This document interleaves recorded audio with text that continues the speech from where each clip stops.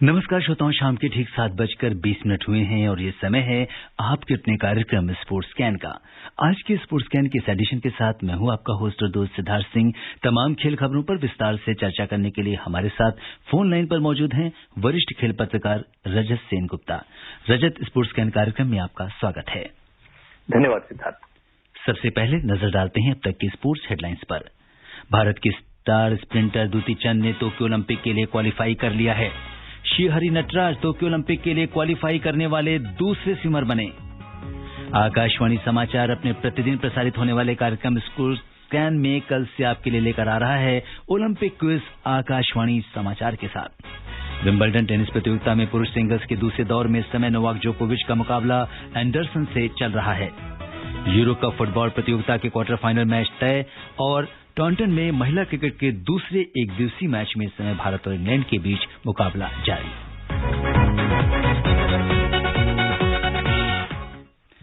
और सबसे पहले नजर इस वक्त की बड़ी खबर पर। भारत के स्टार स्प्रिंटर दुती चंद ने टोक्यो ओलंपिक के लिए क्वालिफाई कर लिया है। उन्हें वर्ल्ड रैंकिंग कोटा के तहत इस मेगा स्पोर्ट्स इवेंट में जगह मिली है। वर्ल्ड रैंकिंग के जरिए 100 मीटर में 22 और 200 मीटर में 15 जगह उपलब्ध थीं। 100 मीटर में दुनिया में 44वें और 200 मीटर में 91वें स्थान पर मौजूद दुती चंद तय मानकों के अंदर थीं, इसलिए उन्हें जगह दी गई है। दूसरी ओर हिमा दास क्वालिफाई करने में सफल नहीं हो सकी हैं। ढींग एक्सप्रेस के नाम से मशहूर भारत की युवा रनर हिमा दास रैंकिंग कोटे के जरिए भी ओलंपिक के लिए क्वालिफाई नहीं कर सकी हैं। इंडियन ग्रां प्री में हिमा ने 200 मीटर दौड़ में 22.88 सेकंड का समय निकाला था, लेकिन वे क्वालिफिकेशन मार्क से 0.8 सेकंड पीछे रह गई थीं। टोक्यो ओलंपिक के लिए एथलेटिक्स की अलग अलग स्पर्धाओं के लिए भारत से 19 खिलाड़ियों ने अब तक क्वालिफाई किया है। और रजत, अगर हम देखें तो जो हमारे क्वालिफाई करने वाले खिलाड़ियों की जो लिस्ट है उसमें लगातार इजाफा हो रहा है और अच्छी खबरें आ रही हैं। जी बिल्कुल है, अच्छी तो खबरें हैं, क्योंकि देखिए खासतौर पर अगर दुती चंद की बात करें तो अभी तक भारत ने अगर शुरुआती दौर की बात छोड़ दें, जिसमें कि एथलेटिक्स में 200 मीटर की दौड़ में नॉर्मन पिचर्ड ने जीता था 1900 में और 200 मीटर हर्डल्स में भी इन्होंने सिल्वर जीता था। इसके बाद कोई भी ऐसा खिलाड़ी नहीं आया हमारे साथ कि जो ओलंपिक में कोई मेडल दिला सके। लेकिन सबसे बड़ी बात यह है कि अभी हम एकदम नेसेंट स्टेज में है अभी भी ओलंपिक्स के लिहाज से जी। तो हमारी तरफ से जितने भी खिलाड़ी उसमें दाखिल हो सकते हैं टोक्यो ओलंपिक्स में जी, ये बड़ी उपलब्धि मानी जा सकती है। जी हाँ, और हम ये देख सकते हैं कि 100 से भी ज्यादा खिलाड़ी इस समय क्वालिफाई कर चुके हैं और करते जा रहे हैं। और जिस तरीके से इस बार जो इंडियन कंटिंजेंट है ओलंपिक का, उसकी जो तैयारी है, निश्चित तौर पर अपना सर्वश्रेष्ठ प्रदर्शन करेगी हमारी टीम। जी निश्चित ही। और अब बात करते हैं तैराकी से, जहां से एक अच्छी खबर ये आई है कि पहली बार 2 भारतीय स्विमर ओलंपिक के लिए डायरेक्ट क्वालिफाई हुए हैं। आज श्रीहरि नटराज टोक्यो ओलंपिक के लिए क्वालिफाई करने वाले दूसरे स्विमर बन गए हैं। उन्होंने रोम में एक ट्रायल में 100 मीटर बैक स्ट्रोक इवेंट में 53.77 सेकंड का टाइम निकालकर क्वालिफाई किया। स्विमिंग फेडरेशन ऑफ इंडिया के सेक्रेटरी मोनल चौकसी ने बताया कि फेडरेशन ने क्वालिफिकेशन इवेंट के बाद इंटरनेशनल फेडरेशन से अलग से ट्रायल की मांग की थी, जिसे इंटरनेशनल फेडरेशन ने स्वीकार कर लिया था। चौकसी ने बताया कि श्रीहरि नटराज ने क्वालिफाई करने के लिए जो तय समय था 53.85 से कम समय लेते हुए ओलंपिक के लिए अपनी जगह बना ली है।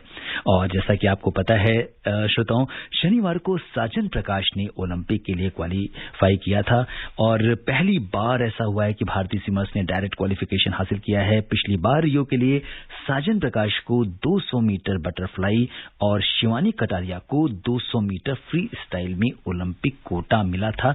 और आज जो हमारी आकाशवाणी से जारी विशेष ओलंपिक श्रृंखला है, उस पर भी हम बात करने वाले हैं केरल के युवा तैराक साजन प्रकाश की।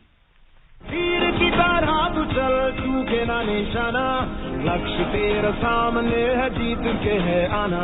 केरल के युवा तैराक साजन प्रकाश ने 200 मीटर बटरफ्लाई वर्ग में ओलंपिक कोटा हासिल कर टोक्यो ओलंपिक में अपना स्थान पक्का कर इतिहास रच दिया है। उन्होंने रोम में सेट्टे कोलो ट्रॉफी में 1 मिनट 56.38 सेकंड का समय निकालकर ओलंपिक ए क्वालिफिकेशन टाइम पार कर लिया। साजन के नाम तैराकी की विभिन्न स्पर्धाओं में 11 राष्ट्रीय सेमी रिकॉर्ड्स हैं। साजन इस समय टोक्यो ओलंपिक की तैयारी में पूरे जोर शोर से लगे हैं। आकाशवाणी समाचार से खास बातचीत में साजन ने अपनी सफलता पर कहा, First reaction when I saw the time board, I saw my coaches jumping in the stands and I had happy tears on me, and then when I came out and I walked, I saw my coach. He was literally crying and he came and hugged me, and there is no beautiful feeling than that thing. साजन ने अपनी तैराकी के सफर के बारे में बताया, I had this sports gene in me. I was very athletic when I was young, and we had a solid team in Neyveli Lignite Corporation with swimming.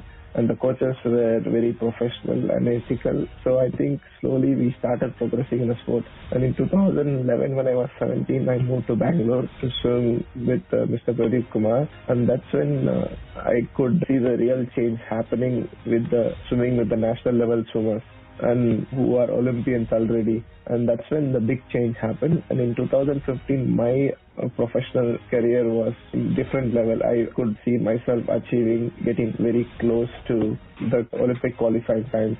साजन ने कोविड-19 महामारी के बीच आने वाली चुनौतियों के बीच अपनी तैयारियों पर बताया, As I said, we put all the effort in the pool during our training period in the last 1 year. So we didn't have any doubt. I created this race-based training during the training sessions where I could see myself progress to better my timings over the period. I think I gained more confidence with that. साजन ने प्रधानमंत्री जी को उनके उत्साहवर्धन के लिए धन्यवाद दिया। I think it's a great encouragement. We need this encouragement as many times so we could go step by step to next level of our career and get our passion right for our country.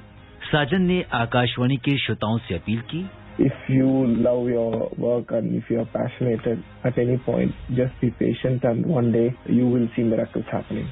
साजन तैराकी में Tokyo Olympic में एक नया अध्याय लिखने को तैयार हैं और पूरे देश की शुभकामनाएं साजन के साथ हैं। तीर की तरह तू चल, चूके ना निशाना, लक्ष्य तेरा सामने है, जीत के है आना। जी हाँ, लक्ष्य तेरा सामने है, जीत के है आना। अगर हम देखें रजत, तो साजन प्रकाश ने जिस तरीके से खेल दिखाया है और सबसे पहले ओलंपिक में क्वालिफाई किया और आज तो 2-2 खुशियां भारत के साथ है। श्रीहरि नटराज भी अब उनका साथ देने के लिए ओलंपिक में उतर रहे हैं। जी बिल्कुल ठीक है, लेकिन सबसे बड़ी बात यह है कि साजन प्रकाश पहली बार क्वालिफाई कर रहे हैं, ऐसी बात नहीं है, लेकिन हाँ ऑटोमेटिक क्वालिफिकेशन जरूर हुआ है इनका, और उसी की तरह से श्रीहरि नटराज ने भी ऑटोमेटिक क्वालिफिकेशन किया है। इसके पहले जो लोग चुने गए थे ओलंपिक्स में पार्टिसिपेशन के लिए, उनमें मैं संगीता सूरी का नाम बोल लेना चाहूंगा, जो एटलांटा ओलंपिक्स में तैराक थी, और जैसे गगन उल्लालमठ, ये लंदन ओलंपिक्स में इन्होंने शिरकत की थी भारत की ओर से। लेकिन ये है कि जो ऑटोमेटिक क्वालिफिकेशन होता है वो अंतर्राष्ट्रीय स्तर पर जब आपको जांचा जाता है या किसी प्रतियोगिता में आप अव्वल दर्जे के खिलाड़ी घोषित होते हैं और आपका जो टाइमिंग है वो जो मार्क है उससे कम में आता है, यानी कम समय में आपने वो दूरी तय की, तो ये एक बहुत बड़ी उपलब्धि है। और छोटी उपलब्धियों से ही बड़ी उपलब्धियां मिल सकती हैं। अभी तक तो हम स्विमिंग में कुछ भी नहीं कर पाए थे और पार्टिसिपेशन ही बहुत कम रहा था, लेकिन इस तरह से जैसे ऑटोमेटिक क्वालिफिकेशन में साजन प्रकाश और श्रीहरि नटराज ने अपने आप को क्वालिफाई किया है बहुत शानदार ढंग से। एक चीज मैं छोटी सी और बताना चाहूंगा, साजन प्रकाश जो है वो 2 साल से अपनी गर्दन की हड्डी में जो डिस्क होती है जी, उसके खिसक जाने की वजह से बहुत परेशान चल रहे थे जी। इसके बावजूद उन्होंने अपने इस कठिन समय में बहुत अच्छी वर्जिश की, साथ ही साथ अभ्यास किया और इस मुकाम तक पहुंचे। बिल्कुल, तो इन दोनों ही खिलाड़ियों को स्पोर्ट्स कैन टीम की ओर से ऑल द बेस्ट और उम्मीद करते हैं कि वो ओलंपिक में बेहतर प्रदर्शन करेंगे। और श्रोताओं, आपको ये बताते हुए बड़ी खुशी हो रही है कि आकाशवाणी समाचार अपने प्रतिदिन प्रसारित होने वाले कार्यक्रम जिसे आप सुन रहे हैं, यानी स्पोर्ट्स कैन की बात हो रही है, आपके लिए लेकर आ रहा है ओलंपिक क्विज आकाशवाणी समाचार के साथ। इसकी शुरुआत कल से की जाएगी। इसमें हिस्सा लेने के लिए आपको स्पोर्ट्स कैन कार्यक्रम के दौरान ओलंपिक पर पूछे गए प्रश्न का जवाब देना है। आप अपने जवाब ईमेल कर सकते हैं। पता है airsportscan@gmail.com, airsportscan sportscan@gmail.com। विजेता का चुनाव ईमेल के द्वारा सबसे पहले मिलने वाले सही जवाब से होगा। क्विज के विजेता का नाम अगले दिन प्रसारित होने वाले स्पोर्ट्स कैन कार्यक्रम और हमारे समाचार बुलेटिन्स में घोषित किया जाएगा, और इसके साथ ही हमारे ट्विटर हैंडल @AIRNewsAlerts पर भी फ्लैश होगा। और लिसनर्स, इतना ही नहीं, विजेता को भारतीय ओलंपिक टीम की एक जर्सी भी दी जाएगी। तो देर किस बात की, सुनिए स्पोर्ट्स कैन कार्यक्रम रोजाना शाम 7:20 पर। और आप इसमें इस तरह से जो हिस्सा ले सकते हैं, तो ये ध्यान रखना है आपको, जो हमारा ईमेल आईडी है, जो श्रोता सबसे पहले हमें ईमेल करेंगे जिनका जवाब सही जवाब के साथ, वो उन्हें हम विजेता घोषित करेंगे। मैं ईमेल आईडी आपको एक बार दोबारा बताना चाहता हूं, airsportscan@gmail.com, यानी airsportscan@gmail.com। तो मुझे विश्वास है रजत कि हमारे जितने भी लिसनर्स इस समय हमें सुन रहे हैं, उन्होंने हमारी ईमेल आईडी नोट कर ली होगी और उन्होंने थोड़ा थोड़ा पढ़ना भी शुरू कर दिया होगा कि कल जो स्पोर्ट्स कैन कार्यक्रम होगा उसमें ओलंपिक से रिलेटेड कौन सा सवाल पूछा जाएगा। रजत जी, मैं ये कहना चाहूंगा कि इस तरह की जो उत्साहवर्धक चीजें होती हैं, चाहे वो ज्ञान वृद्धि के लिए हो या खेलों में दिलचस्पी बढ़ाने के लिए, इन्हीं से धीरे धीरे खिलाड़ी मानसिकता का विकास होता है। जो आप खिलाड़ी बन ना पाए तो कोई बात नहीं, खिलाड़ी की एक मानसिकता जो होती है, स्पोर्ट्समैन स्पिरिट, वो अगर आपकी जिंदगी में आ गई तो वो एक बहुत बड़ा सहारा होता है, बहुत बड़ा कंट्रीब्यूशन होता है आपकी पर्सनैलिटी में।